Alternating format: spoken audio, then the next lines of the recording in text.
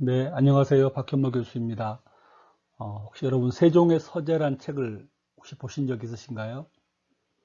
앞에 그 부제에 있는 것처럼 어, 세종이 만든 책 그리고 세종을 만든 책입니다. 제가 3년 동안 세종의 책을 연구해서 공동 집필한 책입니다. 제가 세종의 책에 관심을 갖게 된 것은 어떤 계기가 있었는데요. 2013년도 봄인데요. 제가 미국의 워싱턴 DC에 있는 조지 메이슨 대학 등에서 세종 리더십에 대해서 시리즈 강의를 하고 귀국하던 길이었습니다. 굉장히 많은 학생들이 세종 리더십에 대한 관심을 갖고 질의응답을 하고 그런 시간을 가졌습니다. 귀국하던 인천공항에서 일인데요. 그때 이제 그 컨베이어 벨트 앞에서 짐을 기다리고 있는데 문득 생각나는 게 있었습니다.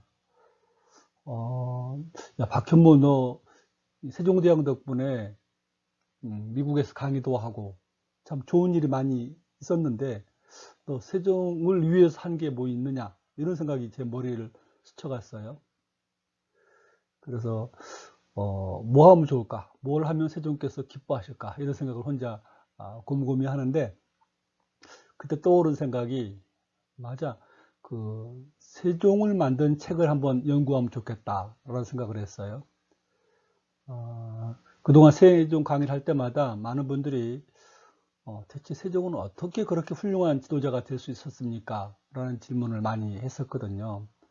그래서 그런 질문을 들은 것도 하나의 그런 생각을 갖게 된 계기가 되었던 것 같습니다. 이제 집에 돌아와서 세종실록을 뒤져가면서 책에 대한 세종의 생각을 한번 살펴보았어요.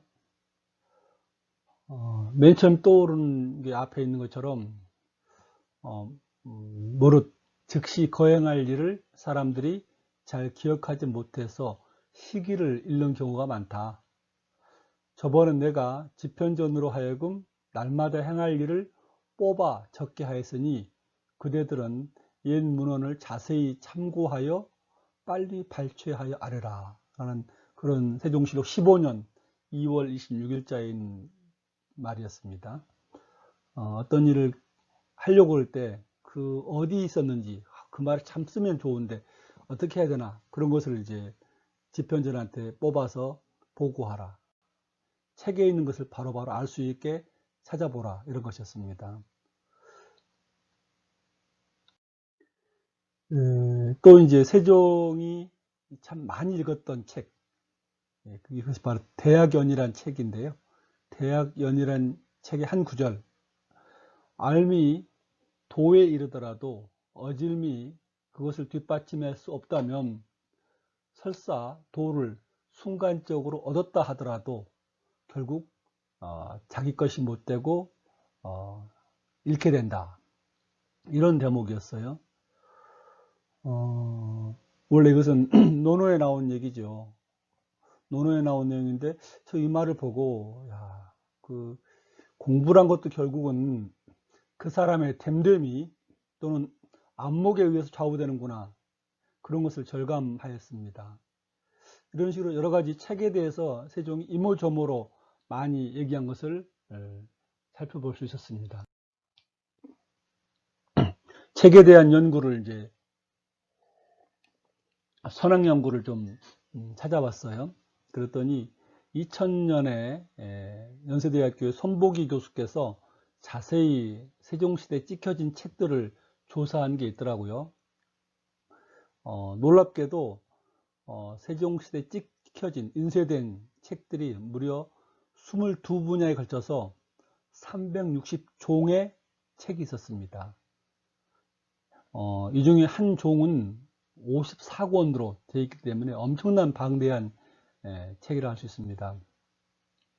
제가 이제 이것을 이른바 손보기 리스트라고 그래서 손보기 선생님의 분류한 세종문헌 자세히 조사했더니 천문 분야 책이 제일 많았습니다. 54종. 그리고 유학, 철학, 유교 철학에 대한 것이 두 번째 45종이었고, 그 다음에 이제 중국의 역사, 그리고 이제 이런 것들이었습니다. 중국 역사가 한 29종 정도였어요. 그 시대의 관심사가 천문, 그리고 과학이죠. 사상, 역사, 이런 것이 중심이 되었음을 이제 알 수가 있었습니다. 그런데 이제 자세히 보았더니 연구를 시작하는 데 도움을 주었던 손보기 리스트에 좀 문제가 발견됐습니다. 우선 누락된 책들이 눈에 띄었습니다. 예컨대 선택요락이라고, 선택요략, 이제 국가 행사를 위해서 날 잡는 거, 택일 하는 데 쓰이는 이 책이 안 들어 있습니다.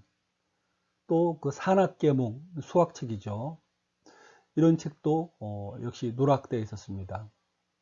그런가 하면 이 검시장식이라고 형조에서 올린 의견서이죠. 책이 아니고, 근데 그걸 책으로 분류하기도 하셨어요. 아마도 이제 그 세종실록에 언급된 문헌들을 기계적으로 목록화하면서 그런 오류가 발생한 게 아닌가 생각이 들었습니다.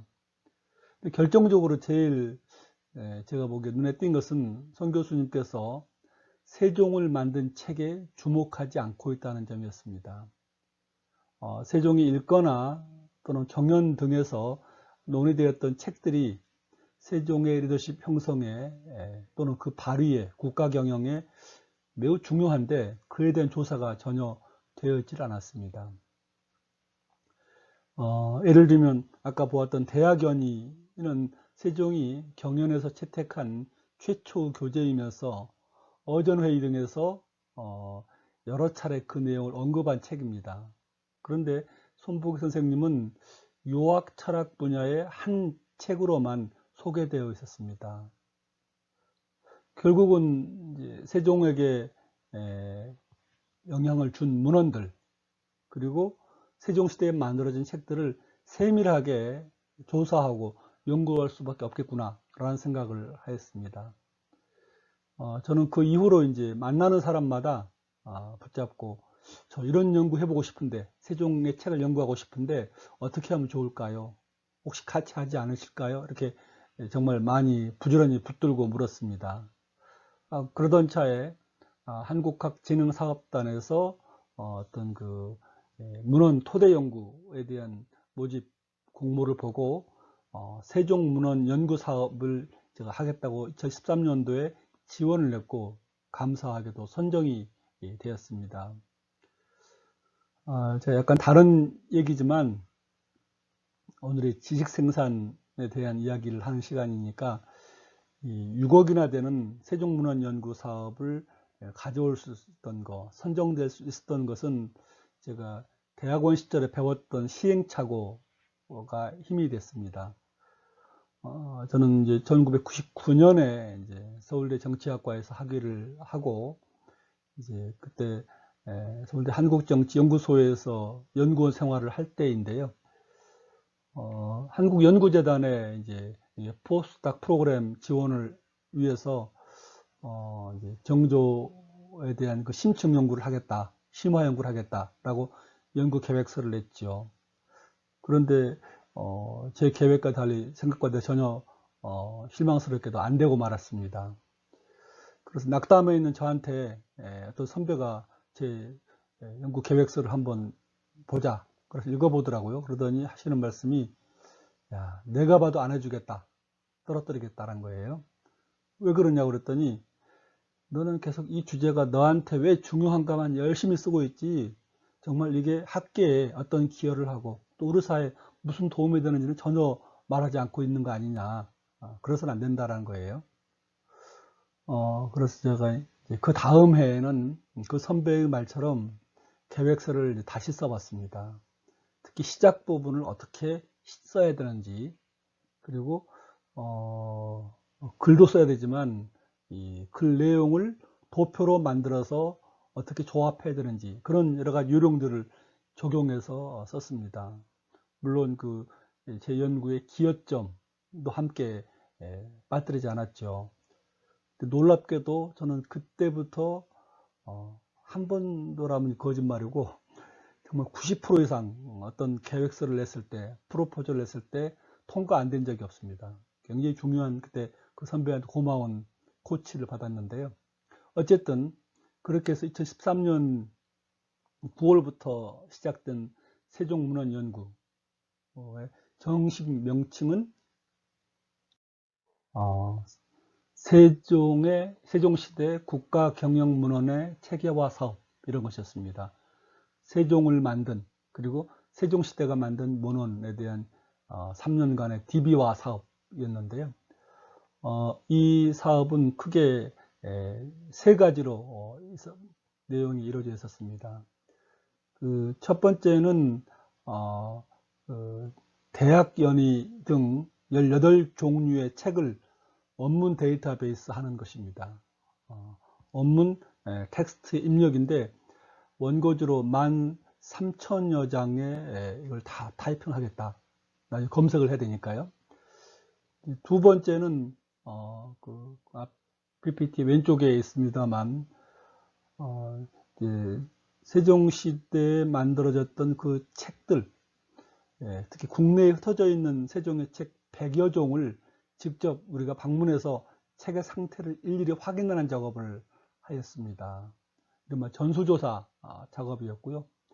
세 번째는 오른쪽에 상단에 있는 것처럼 심층 해제 문헌 작업이었습니다. 근데 용비어 첨가라든가 그런 52종의 책을 심층 해제해서 각각의 책이 어떻게 만들어졌고 그것이 세종의 국가 경영에 어떤 영향을 끼쳤는지를 규명하는 일이었습니다. 이 세종문헌 연구 사업은 현재 제1단계가 이제 완료된 상태입니다. 전체가 완료되었고 DB화된 책들을 이제 정본화하고 번역 및 출판하는 2단계를 현재 기다리고 있습니다. 그래서 최종적인 연구 목표는 마치 미국의 링컨 전집이 있는 것처럼 세종 전집 10권을 단행하는 것을 최종 목표로 삼고 있습니다. 제가 이 연구하면서 이제 인상적이었던 것이 전국 도서관을 다니면서 해외에 있는 도서관을 다니면서 세종의 책을 조사하는 일이었습니다. 미국에 있는 버클리 대학, 특히 일본에 많은 도쿄의 국내청 서릉부에 책이 많이 있습니다. 그러면서 어떤 데는 책이 있다고 그랬는데 책이 일부만 내용이 남아있기도 하고 어떤 부분은 아주 그냥 책이 결락되어서 해독이 불가능한 경우도 있었습니다. 그래서 저는 일일이 그걸 다 확인 전수조사해서 이른바 세종문헌 가이드북을 만들기도 하고 앞에 있는 것처럼 세종문헌 세계지도 또 국내 지도를 그려놓기도 했습니다. 앞에 보시면 제가 저희 공동연구원과 함께 일본 국립공문서관을 조사하는 모습 이런 걸 보고 사진도 찍고 해온 것을 볼 수가 있습니다. 그렇게 해서 1단계 성과가 이제 두 가지인데요. 하나는 이 세종문헌 아카이브 구축 작업이었습니다. 사실 처음에 이 계획에는 없었던 것입니다. 따라서 예산도 전혀 배정되지 않았었습니다. 그동안 저희가 한 것이 너무나 그렇게 소중한 작업이라고 생각이 들어서 별도 홈페이지를 만들어서 누구나 관심이 있으면 들어가서 살펴볼 수 있게 하자라고 했는데 적지 않은 예산이 들어서 여주시, 세종 영릉이 있는 곳이죠. 여주시장님을 찾아가서 설득해서 예산 지원을 받아서 앞에 있는 것처럼 alltheseong.com 등에 올려놓았습니다. 또 하나는 이제 백서를 만들었습니다. 그동안의 연구 과정, 또 채택되지 않았던 것들까지 모두 적어서 또 그림을 가지고 만드는 백서 작업이었는데요. 사실 저는 세종한테 배운 중요한 거 하나가 백서를 만드는 것이었습니다. 세종께서 이제 아버지 태종의 상장례 조상을 치르고 장례를 치른 과정들을 상세히 기록하라. 의궤를 만들라고 그랬습니다. 그러면서 의궤라는 것은 한때 행하고 그치지 않고 그 일이 만세에 통용되도록 하는 제도이다. 만세 통행지제라고 세종실록에 나와 있어요. 그래서 어떤 국가 예법이든 아니면 국민의 세금을 사용한 연구 프로젝트든 간에 그걸 잘 기록해서 후대의 그 이용자에게 도움 주는 것이 이른바 세종의 의궤 제작 정신이라는 판단하에서 정말 우리 열심히 그런 그 백서 작업을 만들었고, 앞에 있는 백서는 올드세종닷컴에 들어가시면 파일을 다 받아볼 수가 있습니다. 자, 그러면 세종시대 사람들은 어떻게 그 많은 문헌들을 생산할 수 있었을까요? 사실 오늘 강의의 본론이 바로 이것인데요. 저는 세종문헌을 연구하면서 여러 가지 새롭고도 흥미로운 점을 발견하였습니다. 그 첫째는 미국인들이 1953년도에 링컨 전집을 출간했다는 사실을 처음 알았습니다. 총 8권에 걸쳐서 2293쪽에 달하더라고요. 세보니까 Collected Works of Abraham Lincoln이라는 이 책을 링컨 협회에서 5년간 노력해서 간행을 했습니다. 그리고 그것을 토대로 2만여 권의 링컨 연구서 그리고 전기가 나왔다는 것도 알게 됐습니다. 참 많이 부러웠습니다. 세종의 책은 겨우 이제 1단계 토대 작업만 돼 있는데 미국 사람들 굉장히 앞서가는 연구를 하였더라고요. 그 두 번째는 세종시대 지식 생산 과정에는 일정한 패턴이 있더라라는 것입니다. 그 패턴은 뭐 세종실록에 계속 기록이 되어 있고요. 그 책에 대한 서지 정보인 전, 기 이런 그 내용에서도 확인이 됩니다. 그래서 세종시대 사람들의 그 이야기를 한번 세종실록을 통해서 보면요. 첫 번째가 그 시대 사람들은 책이 완성될 즈음에 왜 이 책을 썼고 어떻게 또 편찬되었는지 그 과정들을 일의 담당자가 자세하게 적어 놓았습니다. 유명한 농사직설이 1429년에 만들어질 때 그런 과정을 썼고요. 삼강행실도도 마찬가지입니다. 향약집성방, 훈민정음의 모든 과정, 그 담당자가 이 세종께서 그 유사라고 불리우는 담당자한테 모든 과정을 다 써서 서문을 붙여라 라고 하였습니다. 세종은 또한 이제 과학 기기를 제작할 때도 이제 그 과정을 자세하게 기록하고 문장을 또 기리는 문장을 써라 라고 하였습니다. 그렇게 나온 것이 이제 보루각 물시계죠. 그걸 설치할 때 또 주야 측후기, 즉 낮에와 밤의 별시계죠. 일성정시도 그럴 때 세종께서 기를 쓰게 했고, 흠경각, 이제 옥루라는 그런 물시계를 작용루를 세울 때도 그랬습니다. 그리고 과정들을 자세하게 읽을 수가 있습니다. 다음으로 이제 흥미로운 점은 세종이 책 이름을 직접 지어서 내려보내곤 하는 일이 많습니다. 사명이라고 한자가 되어 있는데요.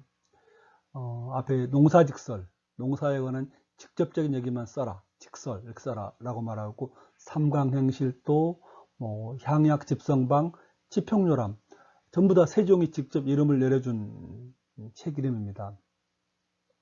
한마디로 세종시대의 그런 그 문헌들은 대부분이 분명한 편찬 취지가 있고 또 책임자들의 이름을 다 명시하고 있다는 점에서 상당히 중요하게 판단되었습니다.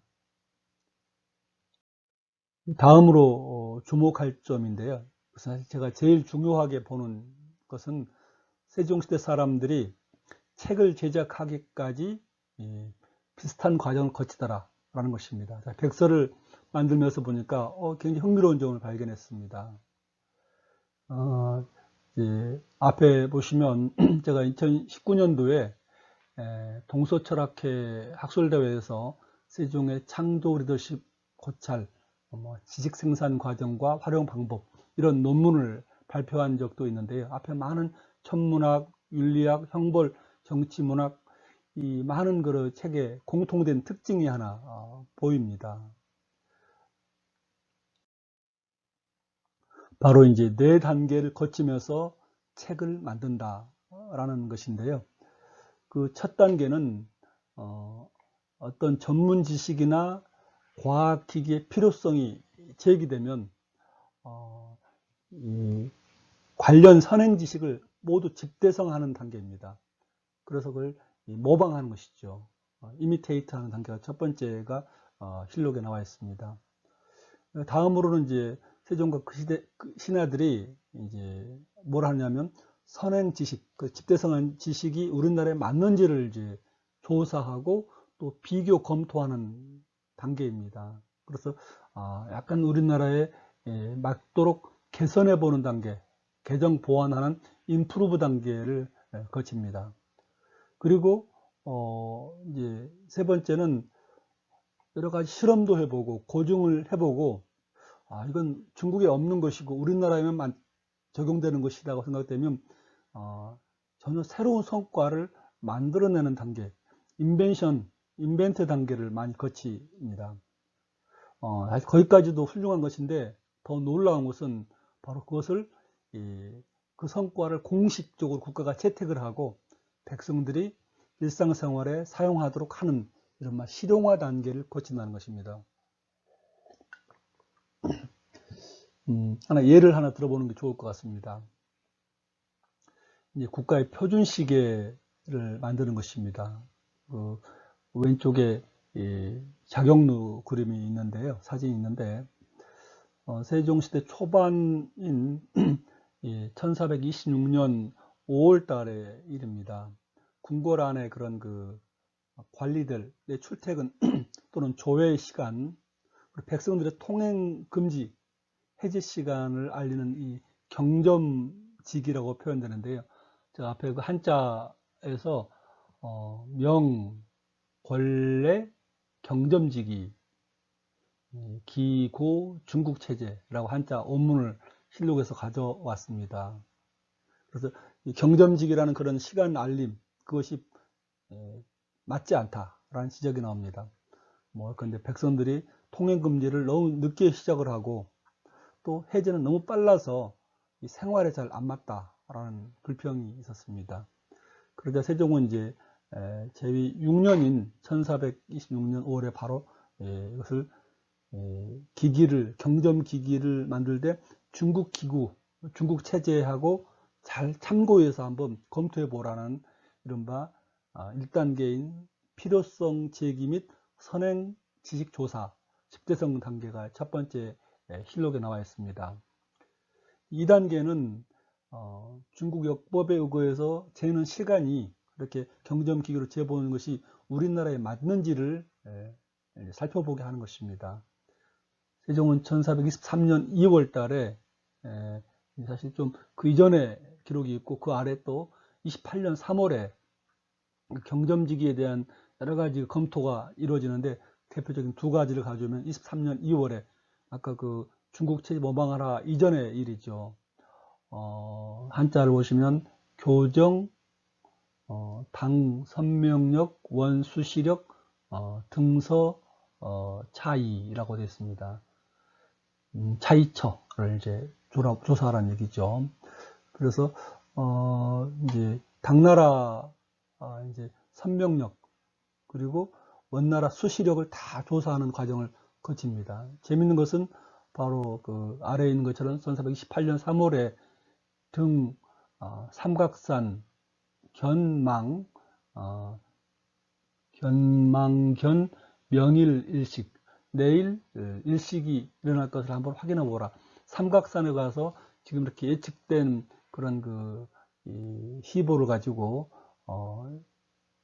캘린더를 가지고 실제로 일식이 일어난지를 살펴보라 라고 이제 검토하게 합니다. 이게 이제 2단계 우리 실정에 정말 맞는지, 그렇게 검토한 지식과 개정된 것이 맞는지를 이제 측정하고 확인하는 단계입니다. 3단계는 여기 인벤트, 창안 발명 단계인데요. 바로 1434년에 6월 달에 한자 보시면 이조 루기, 루기가 이제 물시계 작용루죠. 작용루를 만들어서 봤더니 홀이 아주 작은 차이도 발생하지 않았다라고 되어 있습니다. 그러니까 아주 새로운 이제 털끝만큼도 틀리지 않았다는 그런 말처럼 궁궐에서 알리는 시각에 맞춰서 백성들이 이제 밤에 자고 새벽에 일어나는 시간들이 이제 우리나라에 맞게 되었고 우리의 시간을 찾았다는 얘기입니다. 이제 마지막 단계가 이제 바로 프랙티컬 유스이죠. 그렇게 제작된 표준 시계를 일상생활에서 사용할 수 있게 하는 것입니다. 1434년 6월 달에 만들어 인벤트 되고 그 다음 7월 달에 시일 이날 시용 신루 비로소 새로운 물시계를 사용하였다라고 하는 그 대목입니다. 재밌는 것은 이제 그 시간을 전달하는 경로가 실록에 기록이 되어 있습니다. 이렇게 만들어진 표준 시간을 경회로 이제 남쪽 보루각에서 다음 페이지 보시면 이제 그 작용루가 완성된 직후인 1434년 7월 1일부터 물시계로 측정한 시간을 그 표준 시간으로 삼는다라는 점인데요. 시간 전달 경로를 앞에 보시면 첫 번째가 이제 경회로 남쪽에 있는 보루각 작용루에서 지금 지편전 앞 남서쪽에 있습니다. 표준 시간을 알립니다. 그러면 경회로의 남문으로 이게 전달이 됐다가 근정전 월화문에서 그 시간을 전하여 받고 다시 근정전 앞에 있는 문이죠. 큰 문으로 다시 전화해치고 광화문 대종고로 옛날에 광화문에 큰 종이 있었습니다. 대종고로 또 전화해친다. 한자로 보면 2차 전격이라고 되어 있어요. 차례로 전화해친다. 그렇게 전달된 시간은 최종적으로 지금 종로 내거리를 통운교라고 그러는데 그 보신각의 종소리로 15가 되었다라고 실록에 기록이 되어 있어요. 저는 이거 보면서 굉장히 상상력이 많이 떠올랐는데 나중에 서울에서 중요한 국제 행사를 한다 그럴 때 경복궁 경회로 남쪽에서부터 시작해서 근정전 앞으로 해서 어떤 서울의 한 바퀴를 돌아서 마지막에 이제 그 보신각에서까지 쫙 그 릴레이 되는 빛과 그 소리의 그 쇼, 가령 뭐 드론이 움직인다든가 그런 걸 펼쳐보아도 아주 멋지겠다 생각을 저는 해보았습니다. 또 하나 그 세종의 지식생산 리더십에서 기억할 것은 오목해시계, 요즘에는 앙부일구 하면 잘 못 알아듣더라고요. 오목해시계를 제작을 해서 해종교와 지금의 종묘 앞에 길거리에 설치했다는 기록입니다. 이 동물 그림이 그려진 공중 해시계를 도입을 해서 백성들에게 시간을 알려준 거죠. 그때 신하들이 이제 백성들한테 무슨 시간이 필요합니까? 라고 할 때 세종께서 백성이 시간을 나눠서 스스로 판단하고 행동하게 하겠다라고 하는 말을 해서 물리칩니다. 시간이라는 정보를 백성에게 이제 부여한 점이 아주 인상적이었습니다. 자, 그러면 이렇게 지금 시간, 우리의 시계를 만드는 또 그에 관한 책을 만드는 과정을 보았는데 다른 세종의 여러 지식 생산 과정에도 이런 패턴이, 그러니까 처음에 모방하는 imitation, 그 다음에 개선하는 innovation, 그 다음에 invention, 이제 우리에 맞는 것을 새로 만든 것이죠. 마지막으로 practical use라는 과정들이 다른 분야에도 적용될까요? 참고로 이제 재미있게 하기 위해서 imitation, innovation, invention, I가 3개이기 때문에 그리고 practical use에서 U가 하나이기 때문에 I3U1 법칙이라고 해서 이름을 한번 붙여보게 됐습니다. 뭐 줄여서 IU 법칙 이렇게 할 수 있습니다. 이걸 살펴봤더니 놀랍게도 다른 의학서 또는 농업서적을 편찬할 때 또는 악기를 만들 때도 비슷하게 나타나는 것을 발견하였습니다. 좀 더 자세한 연구와 논문으로 뒷받침이 필요하겠습니다만 우선 이게 참 그런 하나의 무릎을 쳤습니다. 앞에 잠깐 짤막하게 되어 있습니다만 어떤 세종시대의 그런 악기 또는 이제 뭐 농업서, 의학서 이런 부분으로 제가 또 시간이 되면 한번 자세히 보겠습니다. 마무리를 해보겠습니다.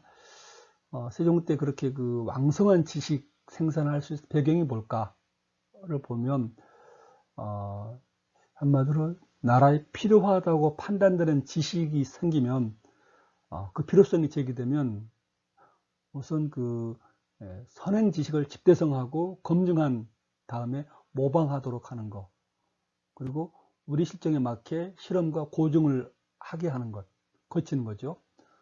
경험을 한 다음에 새로운 것을 만드는, 또 생활화시키는, 사실 이런 부분은 오늘날 우리의 지식 생산 과정에도 정말 꼭 필요한 절차가 아닌가 생각을 합니다. 저는 이 과정을 통해서 지식 생산 과정을 보면서 두 가지에서 하나의 교훈을 발견하였습니다. 첫 번째는 우리는 중국과 다르다는 그 다름을 존중하는 정신이었습니다. 이른바 향약집성방 만들 때 한 얘기인데요. 이건 농사직서로 나온 얘기입니다. 오방의 풍토가 같지 아니하여 곡식을 심고 가꾸는 법이 각기 적성이 있다. 오방이라는 것은 동서남북 중 모든 지역의 풍토가 다 다르기 때문에 그 지역에 맞는 곡식을 심고 막 가꾸는 법을 만들어야 되는데 중국 책에만 가지고 그대로 심으니까 잘 안 되는 거 아니냐라고 말하고 있습니다. 우리의 농법을 모으기 위해서 농사직서를 만들죠. 또 이제 뭐 향약 집성방 할 때도 다 그 지역에서 자란 약초가 그 지역에 발생한 병을 더 잘 낫게 한다 라고 해서 이제 국산 약초를 만들 때도 다르다. 훈민정음도 나란 말씀이 중국과 달라. 다 다름에 대한 강조를 해서 이제 사람들하고 우리의 다름을 부족한 것, 나쁜 게 아니라는 것을 받아들이게 합니다. 그래서 중국 문화에 대한 열등감을 극복하게 한 것이 굉장히 중요한 저력이 되었다고 보고 있습니다. 다른 하나는 참 흥미로운 것인데 우리 것, 우리 시간, 우리 의학, 우리 음악, 문자를 찾기 전에 그것을 주장하기 전에 글로벌 지식 수준을 완전히 집대성하고 소화하는 과정을 거쳤다는 게 참 인상적이었습니다. 우리 것이 좋은 것이야 라고 그렇게 끝나질 않고 최고 수준의 지식을 섭렵한 상태에서 좋은 것은 그대로 이제 받아들입니다. 세종께서 아니 환자한테 효과가 있다면 중국산이 어떻고 우리 산이 어떻느냐 쓰라 라고 말하고 있습니다. 그대로 쓰면 되는 것이 좋은 것은. 그러나 거기서 없을 때 보편적 다른 나라 지식이 우리에 안 맞을 때 한 걸음 더 나아가서 이제 만들고 개량하는 그런 단계, 그런 노력을 기울인 것이 세종 때 많은 인재들로 하여금 자부심을 갖고 혼신의 노력을 기울이게 한 게 아닌가라고 하는 생각을 해보았습니다. 자, 여기까지 세종의 책에 대한 얘기를 살펴보았습니다. 고맙습니다.